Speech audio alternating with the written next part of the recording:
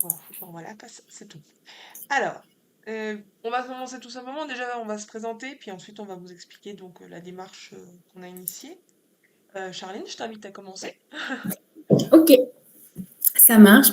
Bonjour à toutes. Après, je sais que Clarisse, on se connaît un petit peu, mais bonjour Cassandra, enchantée. Donc, moi, je suis Charline et j'aide les femmes entrepreneurs à mieux gérer leurs finances et réduire leurs dépenses grâce à des outils de suivi qu'on va mettre en place, que ce soit des plans de trésorerie, des budgets, différents indicateurs de suivi pour pouvoir vraiment gérer son activité de manière sereine. En tout cas, ne pas avoir le stress concernant l'argent. Et moi, donc, je suis spécialisée sur l'organisation. Donc, l'organisation du business en termes de temps, d'outils et de priorités. Et notre objectif aujourd'hui, en fait, c'est de vous expliquer que nos deux particularités expertise se complètent et comment on travaille ensemble maintenant pour pouvoir vous offrir le meilleur pour le développement de vos projets dans le futur. Voilà, ou actuel. Euh, on voulait déjà commencer par vous rappeler qu'en fait l'entrepreneuriat, c'est une multitude de compétences, hein. Il faut à la fois savoir faire son travail, mais aussi il faut être capable de gérer une trésor, il faut se projeter au niveau, anticiper les futures difficultés. Il faut gérer tout ce qui est administratif. Donc actuellement, je rappelle, aujourd'hui, pour la première zone, c'est la date de déclaration des impôts, par exemple. Donc ne pas s'oublier tout ça. Gérer les déclarations diverses et variées, les demandes. Il y a la communication sur les réseaux. Il y a une multitude de compétences en fait qu'on doit développer. Et bah, malheureusement, on n'est pas bon sur tout. Loin de là. Et on n'a pas le temps de tout faire. Donc c'est pour ça qu'il est important d'oser demander de l'aide, de solliciter des personnes dont ça peut être une expertise dont on a besoin pour nous accompagner. Et c'est notre démarche aujourd'hui de vous présenter ces expertises que nous dominons et comment elles s'articulent. Yes, exactement. Donc, euh, Charline, si on peut faire un parallèle peut-être avec l'école, quelque part, c'est... Oui, bien sûr. Alors vraiment, comme était en train de le dire Pauline, on veut vraiment vous parler de ces différentes expertises. Moi, pour ma part, c'est plus la partie finance. Je sais que les finances, c'est pas quelque chose de toujours fun, c'est pas quelque chose dont les gens ont toujours envie de parler, mais pourtant c'est quelque chose d'important. Quand on commence dans l'entrepreneuriat, il y a différentes casquettes qu'on va être amené à porter, que ce soit en termes de gestion des finances, de marketing, de vente, etc. Et il y a certains domaines qu'on a besoin d'apprendre. C'est un peu comme quand on va à l'école. Quand on va aller à l'école, on va nous apprendre différentes compétences pour qu'on puisse être compétent dans les différents métiers qu'on veut. Je veux dire, un avocat va aller va faire des études de droit pour être capable après de pouvoir aller travailler et défendre ses clients devant un tribunal. Mais quand on devient entrepreneur, on ne va pas toujours nous apprendre comment devenir entrepreneur. Et c'est de l'information qu'on doit aller chercher. Et aujourd'hui, l'objectif, c'est vraiment de vous donner cette information que vous êtes justement venu chercher sur comment mettre en place une bonne stratégie, l'importance de ces stratégies, que ce soit en termes de finances et en termes d'organisation pour avoir une meilleure gestion de votre activité et surtout pouvoir la faire grandir sereinement. Voilà. Alors, il y a une différence entre nous parce que très souvent les coachs business, quand ils accompagnent ou même les personnes qui globalement accompagnent les entrepreneurs, euh, ont plein de casquettes et ils savent faire plein de choses, mais il y a quand même des spécialités qu'on peut pas revendiquer savoir. Tu peux pas tout savoir, comme je vous l'ai dit. Et notamment entre la stratégie financière et la stratégie d'organisation, il y a des différences. Certes, je peux globalement lire un bilan comptable et je peux avoir une stratégie globale en disant effectivement si on veut atteindre temps, on sait qu'on doit vendre sur temps, etc. Mais il y a quand même des spécificités à savoir sur une stratégie financière que quelqu'un qui est spécialisé sur du business pur, entre guillemets, ne connaîtra pas. On est toujours obligé, par exemple, de faire appel à un expert comptable au-delà d'un certain chiffre, c'est pour une bonne raison. C'est parce que ça devient beaucoup plus compliqué que de simplement émettre des factures. Voilà. Donc c'est pour ça, là, on va vous expliquer la différence entre nos deux spécialités et comment elles se complètent. J'invite aussi Charline à présenter son travail pour que ce soit bien parlant. Elle a été chercher une étude de cas pour vous montrer comment elle le traite. Et moi, je reprendrai derrière en vous expliquant comment, à partir de où elle a travaillé, moi, je peux établir la stratégie d'organisation. Donc, je te laisse présenter donc la spécialité, la stratégie financière. Qu'est-ce que c'est exactement? Oui, bien sûr. Hop, juste un instant.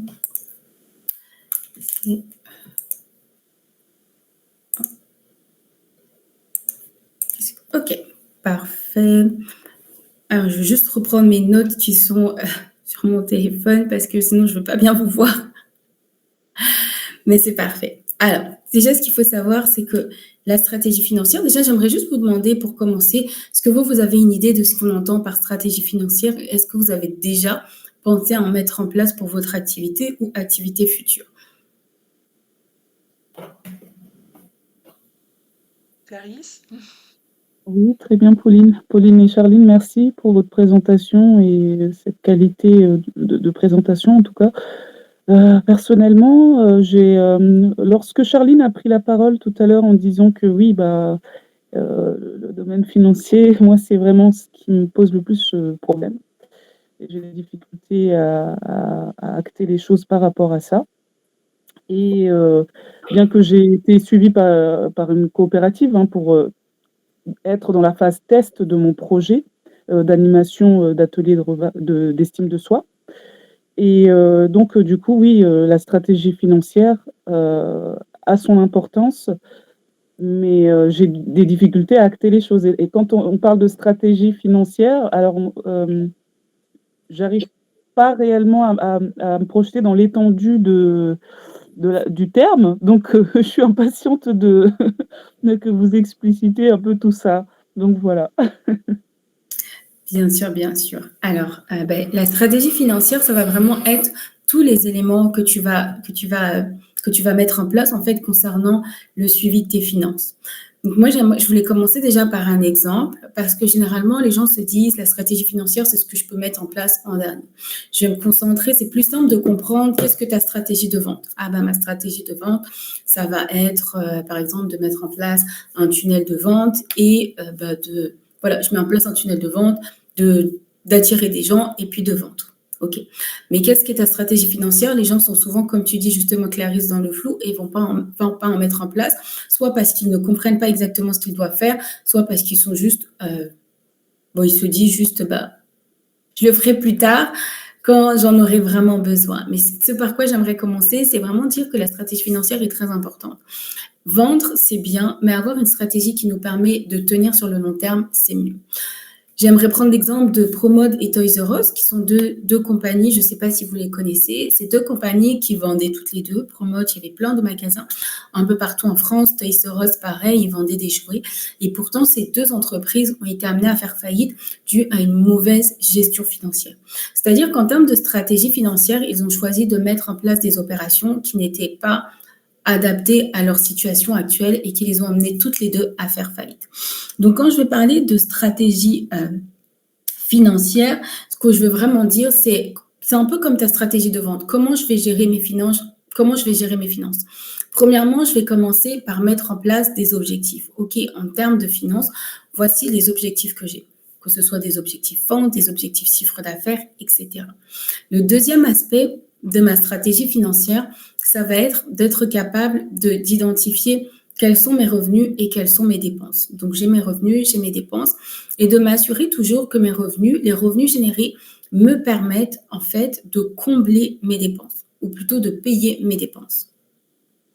Et une fois que j'ai réussi à avoir cet aspect-là, donc des revenus, générer suffisamment de revenus qui vont me permettre de payer mes dépenses, c'est là que je vais développer un deuxième aspect de ma stratégie financière qui va être soit de supporter le développement de mon entreprise au travers d'investissements, que ce soit des investissements dans la publicité, des investissements, par exemple, faire des collaborations, etc. J'allais parler de fusion et acquisition, mais je pense que nous, on n'en est pas du tout là.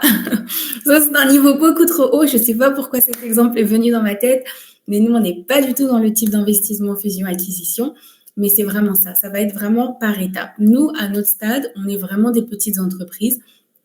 Et le plus important, quand je vais parler de ma stratégie financière, ça va être capable, en fait, de mettre les bonnes actions pour suivre mes chiffres, mettre en place des indicateurs clés et m'assurer, en fait, que mes chiffres sont alignés non seulement avec, premièrement, mes objectifs, mais que mes chiffres me permettent également de pouvoir continuer à vivre.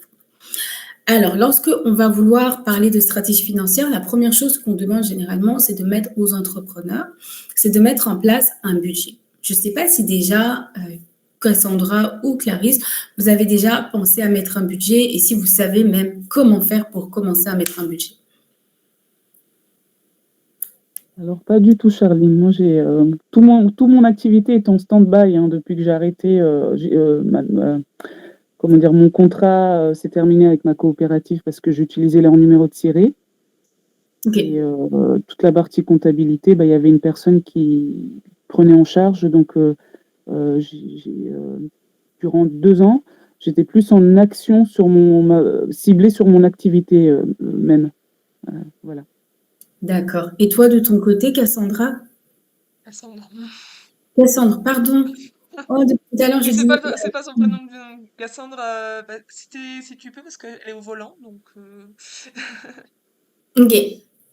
Par contre, je peux te dire qu'au niveau de son début d'activité, l'idée est d'ouvrir un... Au volant et c'est pas évident, oui. Voilà. Donc, là, son idée à la future, c'est elle va finir là sa formation pour pouvoir ouvrir un cabinet médical elle-même. Donc, la phase de budget n'est pas encore établie. Ok. Alors, pas de souci. Alors, comme je disais, nous, à notre niveau, quand on va faire nos stratégies financières, le premier aspect ou la première chose qu'on doit regarder, c'est mettre en place un budget. Un budget est très important. C'est un peu comme quand on gère nos finances personnelles. Quand on gère nos finances personnelles, on va mettre un budget pour savoir un petit peu où est-ce qu'on en est et où est-ce qu'on va. Pour les entreprises, c'est pareil, mais ça a une autre dimension. C'est qu'en tant qu'entrepreneur, on va avoir tout ce qui va être le paiement de l'URSSAF, on va avoir... des cotisations sociales, on va avoir plein de petites choses qui vont s'ajouter. Pourquoi j'aime ajouter ça? Parce que quand on est salarié, tout ce qui va être la mutuelle, on ne le voit pas passer. La sécurité sociale, on ne le voit pas passer parce que c'est pris directement. Le paiement à l'URSSAF, parce que oui, nos employeurs payent des cotisations pour nous, que ce soit les cotisations retraite, les cotisations maladie, les cotisations... Tellement de cotisations qu'ils payent, mais c'est eux qui s'en chargent. C'est les RH qui s'en chargent. Nous, on n'a aucune vue. On n'a aucune vue sur ça. Nous, on reçoit juste notre salaire et on commence à rouler.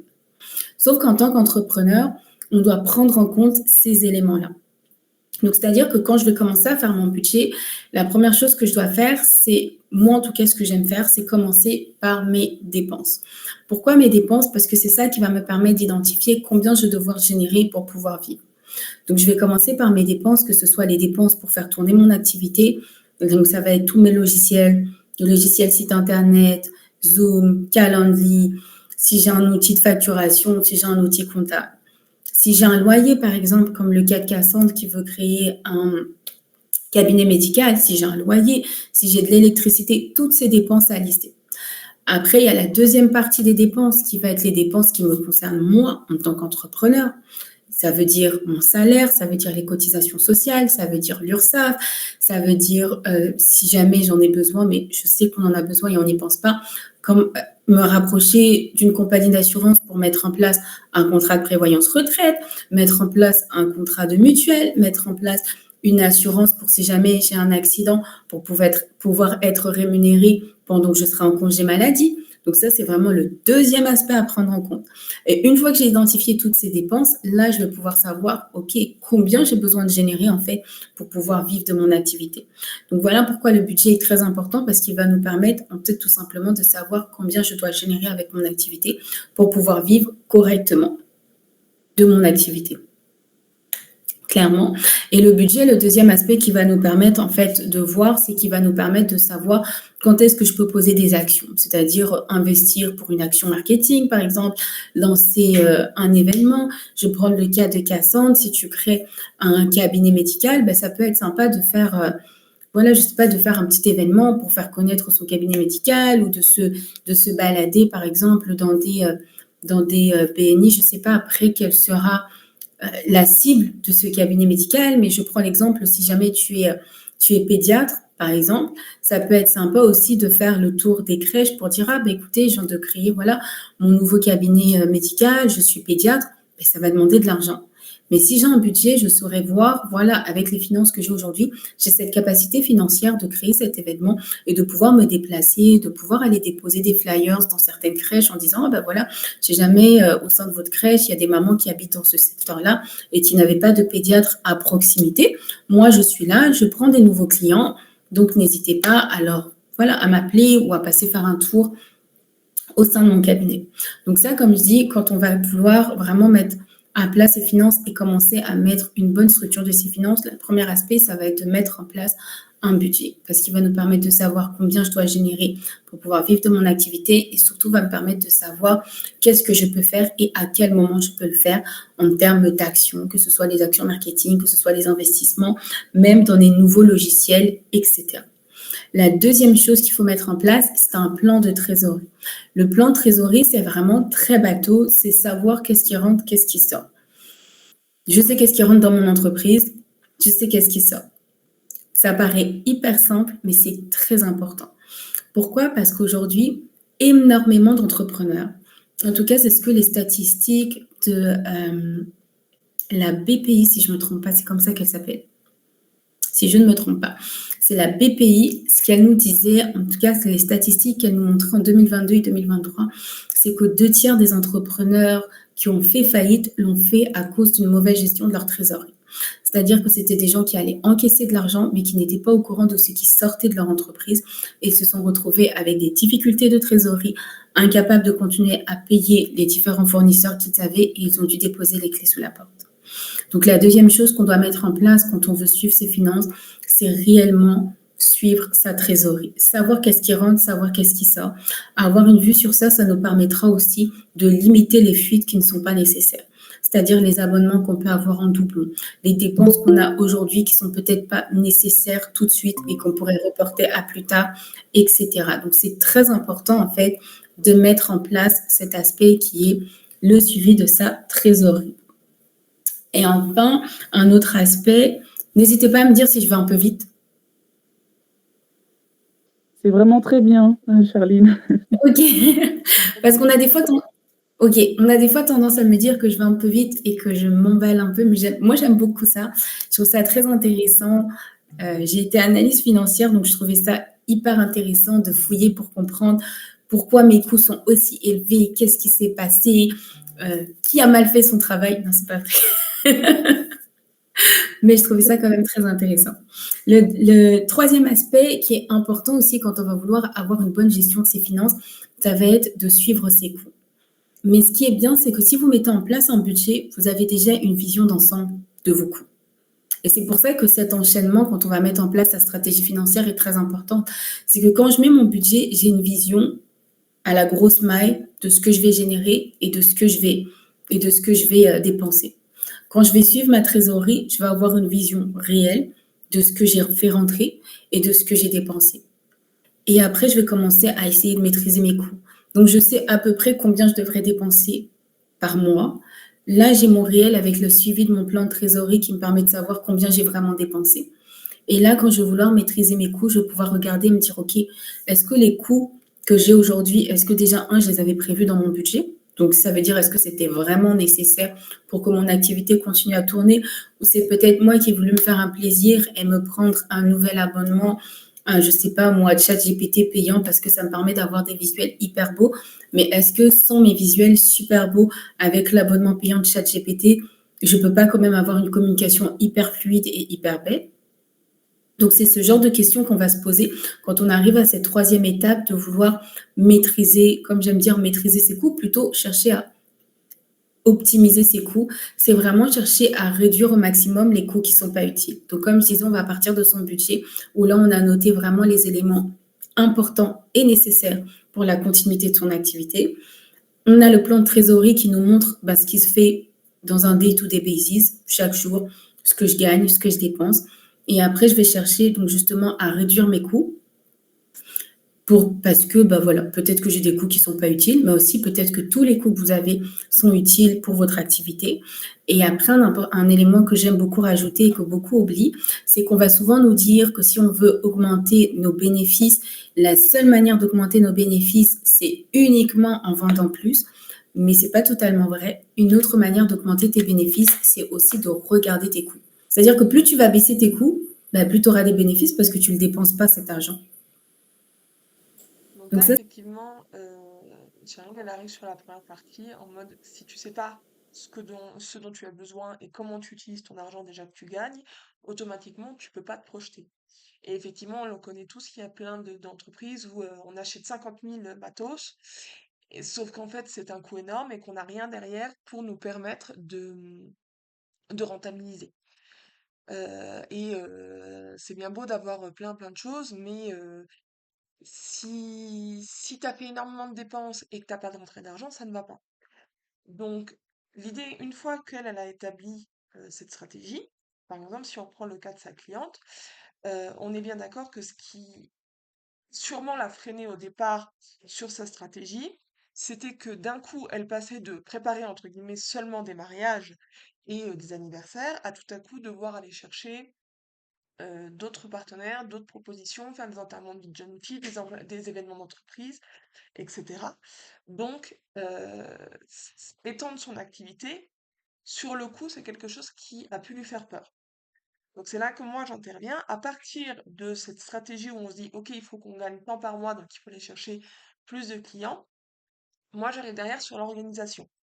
Si là, pour faire une saison de mariage, imaginons qu'elle a 5 mariages à organiser pour le mois de juillet, c'est énormément de temps de travail, parce qu'il faut contacter les prestataires, vérifier, suivre les clients, s'assurer que la salle soit faite, etc. C'est sûr qu'elle passe à des semaines à 100 heures de travail. Si elle devait faire ça sur toute l'année, elle tient pas 6 mois. Elle finit en burn-out en moins de temps et en fait, même si elle a un super plan d'action et un plan financier, elle n'avance pas. Donc moi, j'arrive derrière avec la stratégie d'organisation en voyant déjà comment elle s'organise et en voyant ce qui peut être optimisé. Ça peut être par plein de moyens. Ça peut être soit effectivement on met en place des automatisations, la trésorerie, si elle le faisait par exemple à la main, bah là on va la mettre via des logiciels spécialisés pour qu'elle soit suivie et qu'au lieu qu'elle y passe 3 heures dans la semaine à faire sa compta, ça prenne 10 minutes. Pareil pour l'émission de facture. Mais ça peut être aussi dans la recherche. C'est-à-dire que moi, j'arrive en renfort sur le développement, la prospection, les contacts. Tu viens de donner l'exemple, par exemple, sa cliente a été contactée des associations. Bon, eh bien, au lieu que la personne passe son temps à fouiller sur le net, à chercher, etc., moi, je peux arriver derrière en disant, OK, quelle association, quel va être le profil à sélectionner? Et à partir de là, on fait une recherche qui est beaucoup plus efficace. On va pas aller contacter la petite association de quartier, même si elle peut avoir des sous sans hésiter. Mais si on veut faire un événement à 3 500 € la nuit, c'est sûr que ça va pas être l'association de quartier parce que le budget ne va pas être suffisant pour eux. Enfin, ils n'auront pas les finances. Par contre, si on vise des organismes typiquement la Croix-Rouge qui veut faire des soirées collecte, là, on sait par exemple que ça va être pertinent. Et c'est à ce moment-là que moi j'interviens en recherche et en stratégie d'acquisition de ces personnes-là. Ça peut être aussi une stratégie sur la semaine. Si là, je donnais l'exemple de 100 heures dans la semaine de travail, ce qui est beaucoup trop, bien évidemment. Quoique, il y a des workaholics qui considèrent que c'est la base.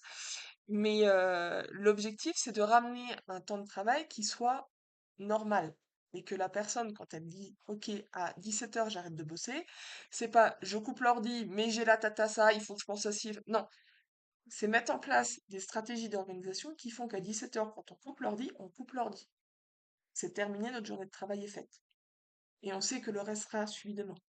Donc c'est mettre en place des suivis, c'est s'assurer chaque semaine effectivement que bah, les objectifs qu'on a définis, on les suit parce que on a tous aussi le côté j'ai fait mon tableau, je sais que je dois faire tant, mais on oublie complètement, on zappe complètement de vérifier si oui ou non on les a fait dans la semaine.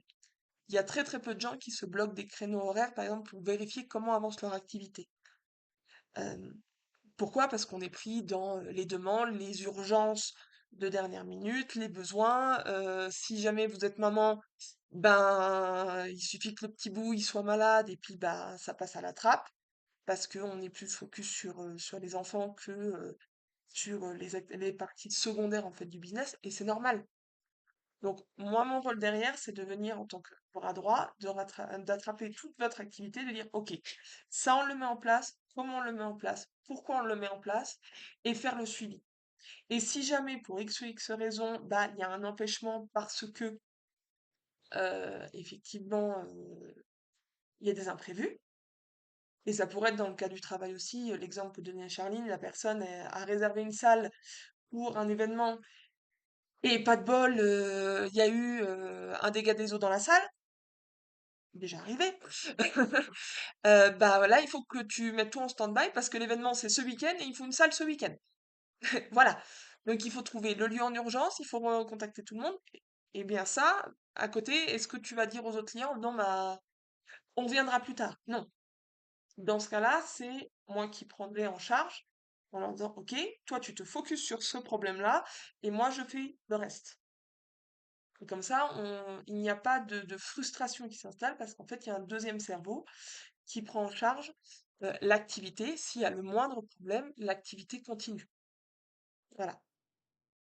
C'est important d'y penser parce que clairement, demain, on ne sait pas si notre activité dépend de nous. On a besoin d'être rassuré à la fois financièrement et à la fois sur notre capacité à avancer, même s'il se passe quelque chose. C'est un gain de tranquillité, un gain d'efficacité. Je vais vous donner un exemple d'une de mes clientes qui organise un énorme événement là sur le mois de juillet. Euh, Fort bien, elle veut réunir 2000 personnes, ok, elle veut réunir une centaine d'intervenants, très bien, mais en même temps, il faut qu'elle assure des tournages toutes les semaines. Bon, elle habite dans le nord, donc s'il pleut, ça peut être compliqué. Donc, si elle a prévu des rendez-vous avec les partenaires pour cet événement, et qu'en même temps elle doit faire ses tournages, et que, bah, manque de peau, faut reporter le tournage pour X ou X raison, parce que, bon, voilà, il pleut comme pas possible et qu'elle est bloquée, bah, est-ce qu'elle va pouvoir reporter ses rendez-vous? Pas forcément, puisqu'elle est en lien avec, notamment avec des personnes de l'administration qui ont des emplois du temps compliqués. Donc dans ce cas-là, comment on fait? Comment on fait? Bah, on fait que c'est moi, elle fait la partie qui la concerne, donc sa spécialité qui est 100% les tournages, la vidéo, le montage vidéo, etc. Et moi, je prends tout ce qui est derrière, qui est l'activité secondaire, donc l'organisation.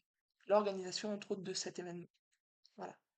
Et c'est important qu'on le définisse ensemble et qu'on sache euh, sur quoi elle va se concentrer pour que les autres projets ne soient pas ralentis.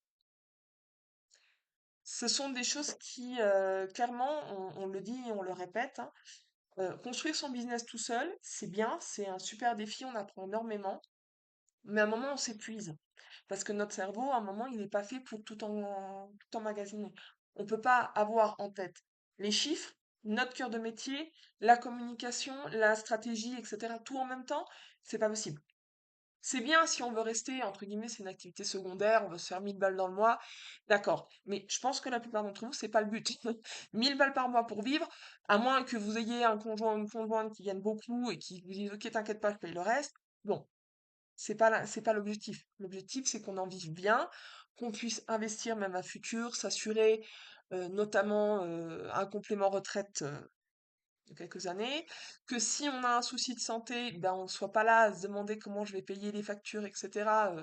Imaginons, hein, vous tombez dans l'escalier, vous avez une jambe dans le plâtre. Bon, bah si votre travail il est en présentiel, c'est sûr que ça va être plus compliqué. Voilà. Mais là, si vous avez une stratégie où de toute façon vous savez que derrière, qu'est-ce que, quel que soit le problème, vous allez pouvoir avoir du relais, vous allez vous dédier à votre activité de manière sereine et pérenne. Donc, tout ça pour conclure que en fait l'objectif qu'on voulait vous présenter avec Charline, c'était surtout ça, c'est le dire et le redire parce que le message ne sera jamais assez dit. Au départ, se lancer en activité seul, pourquoi pas. Mais si vous voulez vraiment pérenniser, il y a des étapes à passer dans lesquelles on vous recommande vraiment de prendre le temps de vous faire accompagner sur le court ou le moyen terme. Donc Clarisse, tu disais que tu étais en coopérative. Je trouve que c'est une super opportunité du moment que la coopérative fait bien les choses. Il y a aussi malheureusement des coopératives qui ne gèrent pas. Voilà. Mais globalement, ce sont des organisations qui vous permettent d'avancer. Et si vous ne voulez pas passer par une coopérative, parce que ça peut être aussi contraignant, il y a quand même des règles à suivre, etc., qui peuvent être compliquées, euh, sachez qu'il y a la possibilité, et ça n'est pas une faiblesse, surtout, on se répète ça, mesdames, hein, c'est pas parce qu'on est habitué à entendre qu'on doit être des Wonder Woman et qu'on doit tout faire et tout gérer, c'est pas vrai. C'est important et c'est sain de se dire, ok, sur ça je bute, où est le problème? Qui peut m'aider à résoudre le problème? Parce que la plupart du temps, c'est bien beau d'acheter des outils. On peut avoir plein d'outils, c'est très bien pour avancer. Mais si on ne sait pas les utiliser ou que c'est pas le cœur du problème, on va surtout dépenser de l'argent, notamment, comme disait Charline, des coûts. Ça va être des coûts qui vont pas forcément avoir un impact intéressant. Voilà. Et donc, notre rôle derrière, c'est d'arriver, de reprendre avec vous votre activité, de vous dire, OK, ça, on garde, ça, on améliore, ça, on vire. Voilà. La stratégie financière va permettre de savoir exactement combien on a besoin d'atteindre et dans ce cas-là, de définir aussi des prix qui correspondent à votre activité. Parce qu'on est aussi tendance souvent à faire des prix beaucoup trop bas et à s'épuiser, à travailler énormément parce qu'en fait, ben, on veut faire de la quantité alors que notre qualité de travail mérite un prix beaucoup plus élevé, ce qui oblige aussi nos clients à s'investir. Voilà. Euh, mais en plus de ça, la stratégie financière va nous permettre de faire vraiment un visuel de l'entreprise. Et moi, derrière, à partir de ce visuel, de dire, OK, ça, sur ça, sur ça, sur ça, soit on peut effectivement l'optimiser. Ça sert à rien de contacter 250 structures pour travailler avec elles, si c'est des structures qui n'ont pas le budget ou qui rentrent pas dans notre activité. Typiquement parlant, vous n'allez pas organiser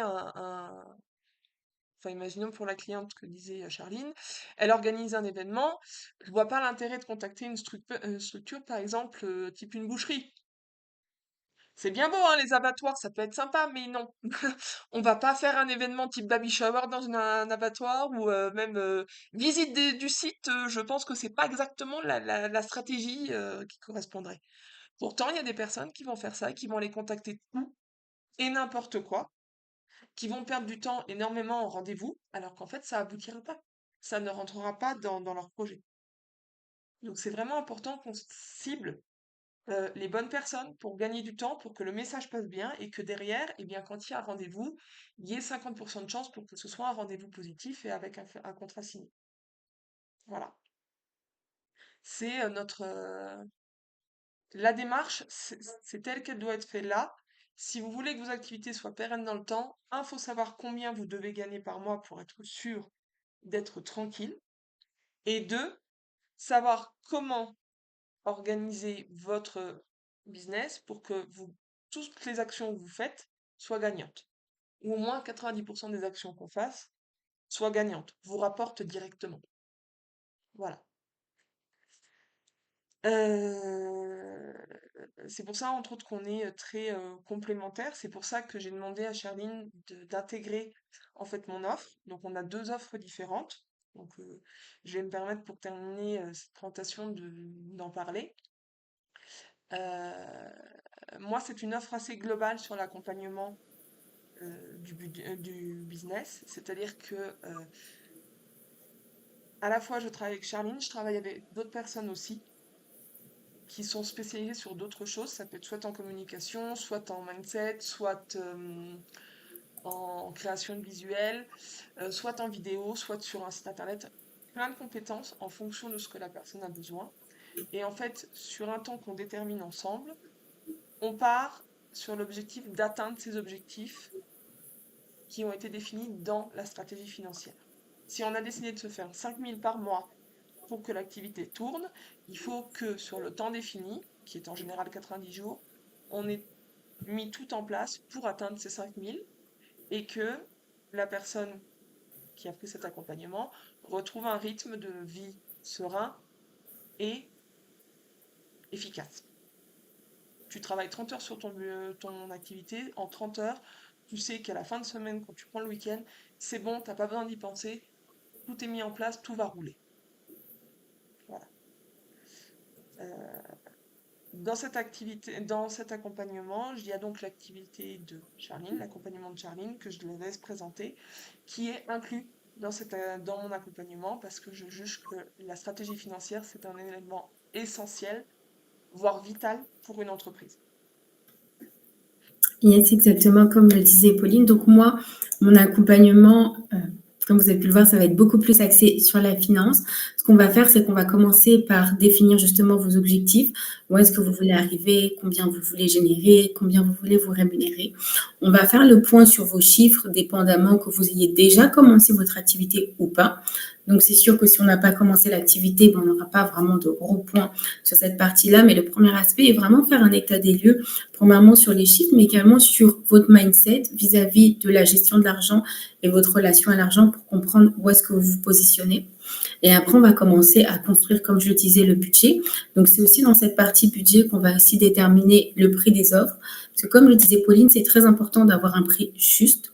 Bien souvent, on va avoir soit des gens qui nous mettent des prix beaucoup trop élevés, on ne sait pas pourquoi, ou sinon beaucoup trop bas, mais on a plus des gens qui mettent des prix beaucoup trop bas parce qu'ils ne vont pas tarifer à la juste valeur l'offre qu'ils sont en train de proposer.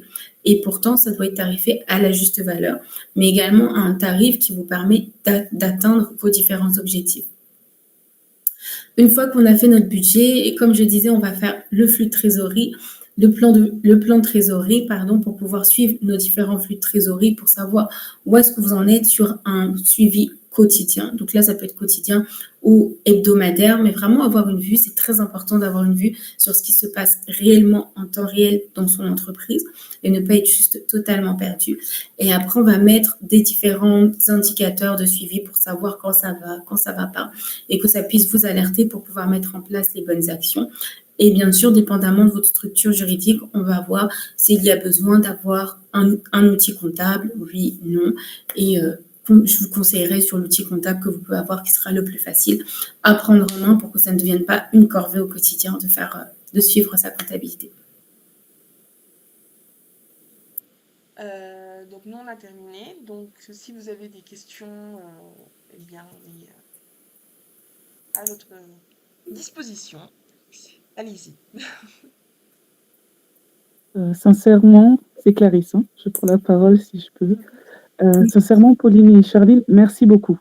Je suis en joie d'avoir libéré du temps pour participer réellement à ce live et j'ai vraiment apprécié. Vous avez été explicite, très concis et je ne sais pas pourquoi, je me sens rassurée aussi de ce qui a été dit. J'ai eu l'impression que vous étiez en train à toutes les deux, de relever en fait surtout dans les mots et dans les phrases que vous avez pu prononcer, de relever certaines de mes insécurités d'ailleurs. Et je trouve que c'est top. Et si possible, Pauline, j'aimerais pouvoir, puis-je te suivre en fait sur LinkedIn, parce que je me suis connectée à Charline à travers LinkedIn et c'est une première là on se voit en visio. Et donc, du coup, j'aimerais vous suivre toutes les deux et me laisser le temps de réflexion pour vraiment revenir sur votre offre qui est géniale et correspond totalement dans ce que je traverse là dernièrement. Donc voilà. Ça prendra le temps que ça prendra, mais le temps que pour l'instant, si je peux déjà vous suivre sur LinkedIn, ça serait une très bonne chose. Voilà. Avec grand plaisir. Christelle, on n'a pas eu le temps de te dire bienvenue, mais